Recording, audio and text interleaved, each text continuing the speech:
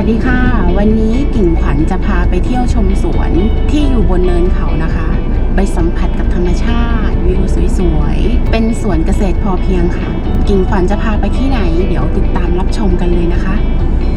ไปเลยค่ะ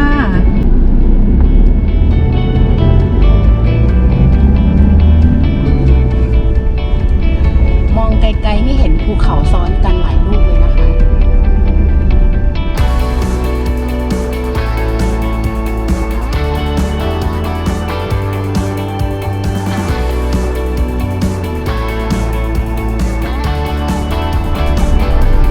เห็นบอกว่าทางตรงข้ามไปที่ไร่พอเพียงอ่ะต้องข้ามน้ำไปด้วยไม่เคยมานะคะอันนี้เป็นครั้งแรกที่มาต้องดูก่อนว่าทางเข้าเป็นยังไงนี่ไงบ้านไร่พอเพียงอีก200เมตรไปเลยค่ะ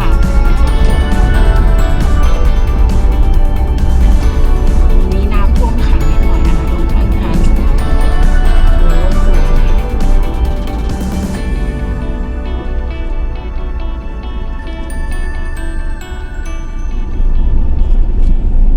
มันต้องใช่ โน่นใครอยู่ตรงนั้น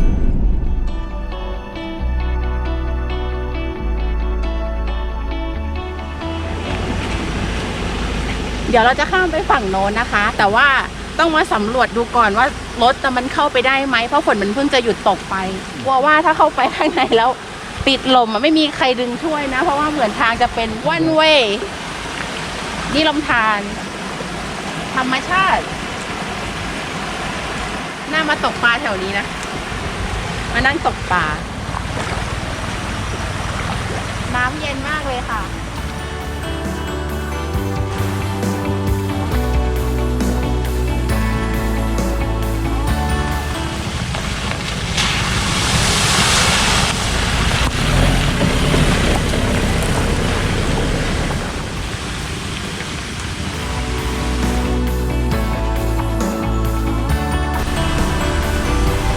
หน่อไม้เยอะมากเลยค่ะมีแต่หน่อใหญ่ๆทั้งนั้นเลย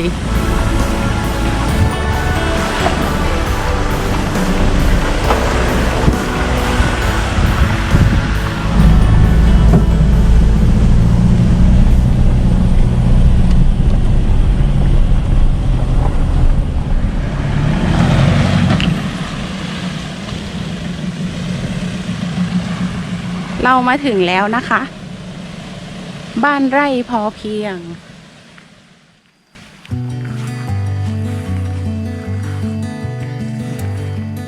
ที่นี่สวยมากเลยค่ะเป็นธรรมชาติมากอยู่ท่ามกลางภูเขารายล้อมแล้วก็มีต้นไม้แบบเขียวชอุ่มเห็นแล้วมันสดชื่นปลาเยอะมากเลยค่ะแต่ว่าน้ำมันลึกนะคะบ่อนี้ความลึกประมาณ 3-4 เมตรเลยค่ะถ้าจะจับปลาก็ต้องใช้เบ็ดตกปลาอย่างเดียวบ้านหลังนี้สวยมากเลยนะคะอยู่ท่ามกลางธรรมชาติคือตื่นเช้ามานี่รับอากาศแบบบริสุทธิ์สดชื่นชอบค่ะชอบมากๆเลยบรรยากาศแบบนี้โอ้ยเงาะกำลังสุกเลยค่ะเดี๋ยวอย่าเพิ่งบอกเจ้าของสวนนะขอไปแอบกินเงาะแป๊บนึงเราต้องไม่ขออนุญาตก่อนต้องกินก่อนแล้วค่อยขอ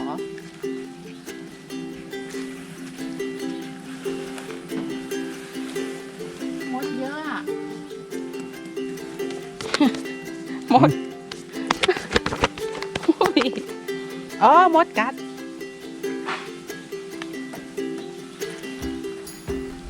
อันนี้เงาะโรงเรียนปลอดสาร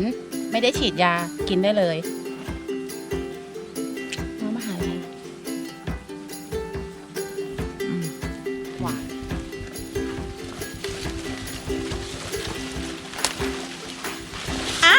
มดกัด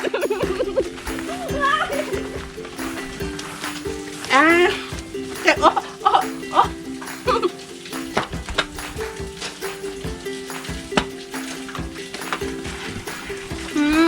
ดูมดดิดูมันลอยขึ้นมาเมื่อกี้โดนมดลุมที่นี่ค่อนข้างอุดมสมบูรณ์แล้วก็อยู่ท่ามกลางธรรมชาตินี่คือบ้านต้นไม้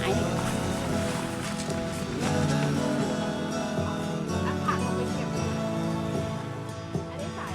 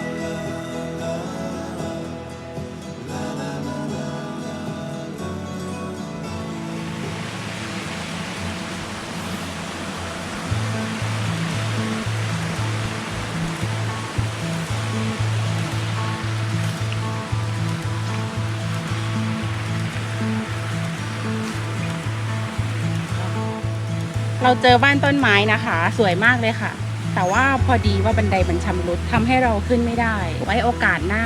ถ้าเขาซ่อมเสร็จแล้ว เดี๋ยวจะพามาขึ้นบ้านต้นไม้ดูนะคะ สวยมากเลยค่ะ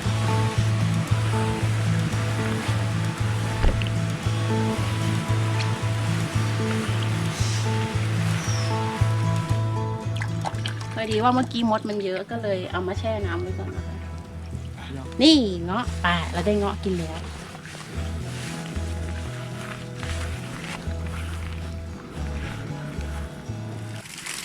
ที่นี่มีเลี้ยงปูนาด้วยนะคะ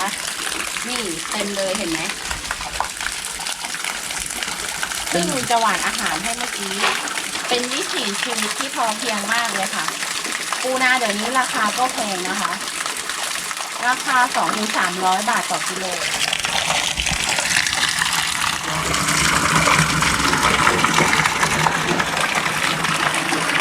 ไปแล้วได้อาหารแล้วก็ไปแล้ว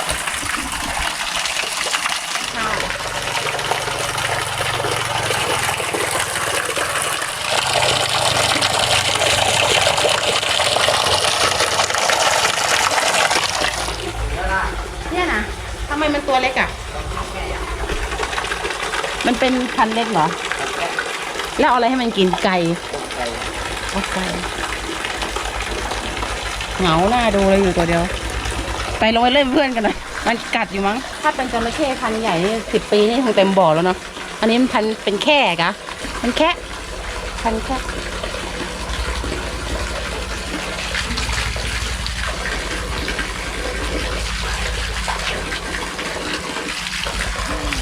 มันมองอ่ะบอกว่าอย่าตกลงมานะมึงไม่เหลือ เห็นแค่นี้กูกิน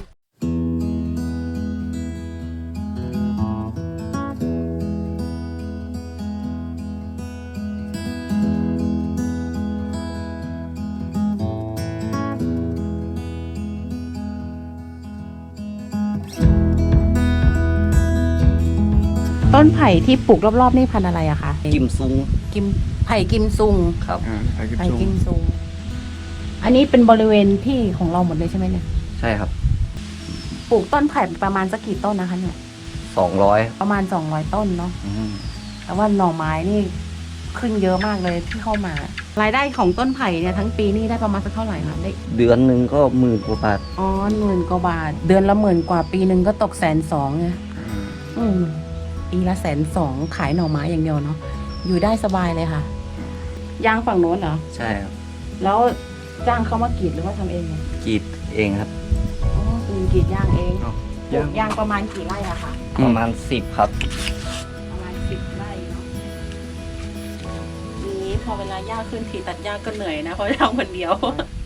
ยางที่ปลูกเนี่ยปลูกมากี่ปีแล้วนะคะ 7 ปีครับ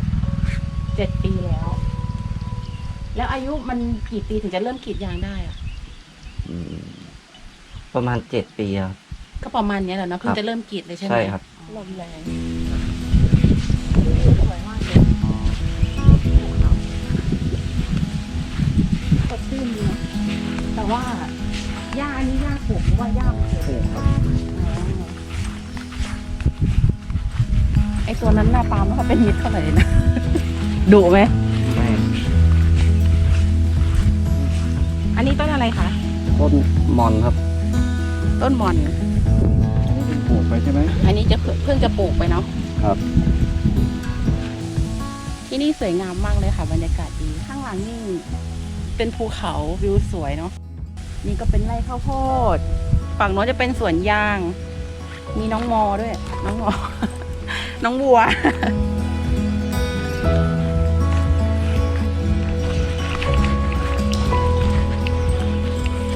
แล้วแม่เอาข้าว เอามาส่งทุกวันเหรอ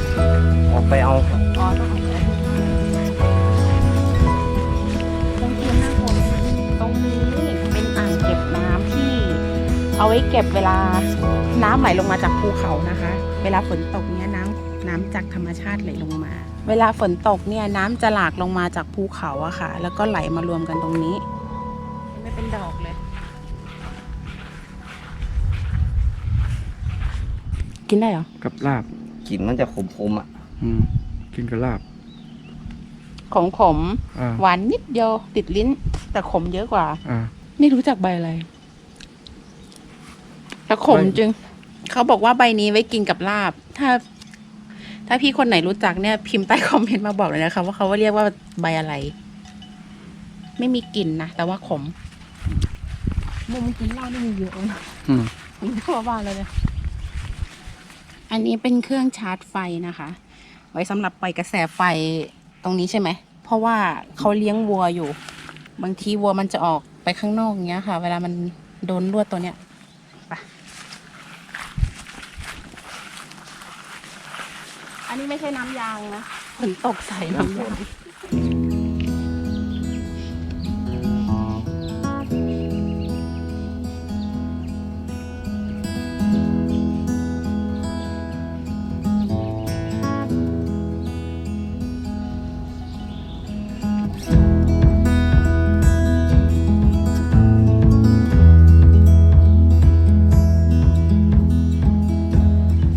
ฮัลโหล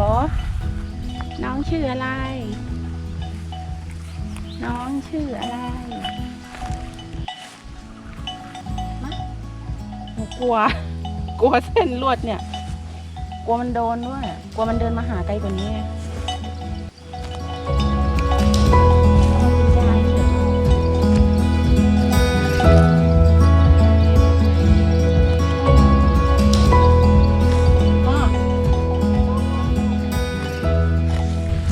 อันนี้เป็นวัวสายพันธุ์ลูกผสมนะคะ เดี๋ยวนี้เขาจะนิยมเลี้ยงกันแบบนี้กันหมดเลยค่ะ ถ้าเป็นวัวพันธุ์พื้นเมืองเนี่ยเขาจะไม่ค่อยนิยมเลี้ยงกันแล้ว เพราะว่าตัวมันเล็กกว่าน้ำหนักน้อยด้วย ที่เห็นนี่ก็เดี๋ยวนับก่อนนะ 1 2 3 4 5 6 ตัว มีทั้งหมด6ตัวค่ะ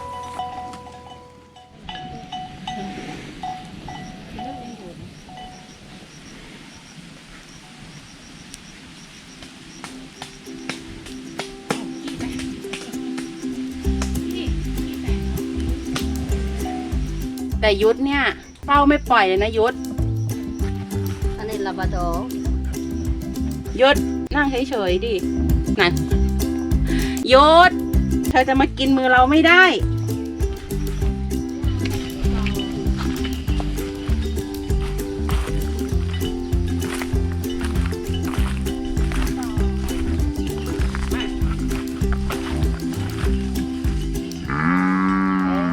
อย่าได้กินหญ้า ถ้าเห็นอย่างนี้เราก็ไม่กล้าขายเอ็นดูมัน ตั้งนานแล้วผูกพันกับมันเนาะไอ้ยึดนี่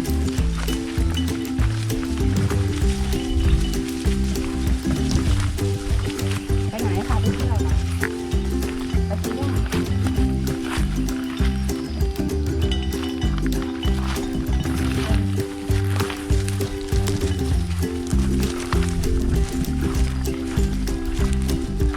อันนี้เป็นสายพันธุ์ อันนี้เป็นวัวสายพันธุ์โชโลเล่นะคะเล่นกับหมาแล้วเอาเขาเล่นกัน เล่นกันเหรอลูกไม่รู้เขาน่าจะคุ้นกันอยู่แล้วมั้ง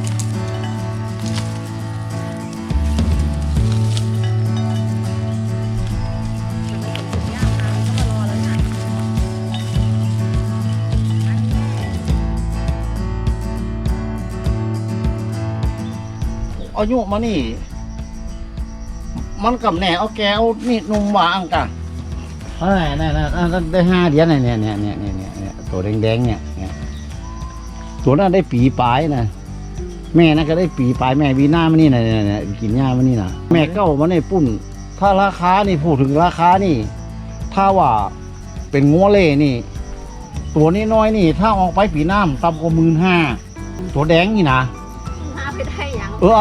โอ้ 45,000จะ45,000 ตัวแดงๆเนี่ยเหรอคะ ตัวแดงๆนี่ถ้าออกไปหน้าแรงปีหน้านะ อะไรนะตัวนั้นปลูกข้าวโพดใช่ไหมคะแม่สวนข้าวโพดเขาเรียกว่าเป็นม่อน เป็นม่อนดอยน้อย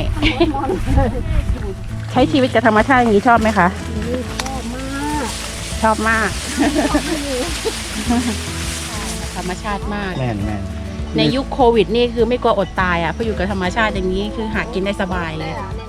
แต่ละเดือนนี่ค่าใช้จ่ายได้จากตรงไหนบ้างอะคะ ก็จะจ่ายนี่มันก็ ใส่ขนาดนั้น เอาบางครั้งก็ขายเข้านะ เอามาลงทุนสวนนี่สวนข้าวโพดนี่ก็ขายวัวพ่องอีกอะขายงัวพ่องอีกอะ กรีดยางเหรอก รีดยางพ่องอีกอะถ้ามันมีตังค์ก็กรีดยางพ่องอีกอะ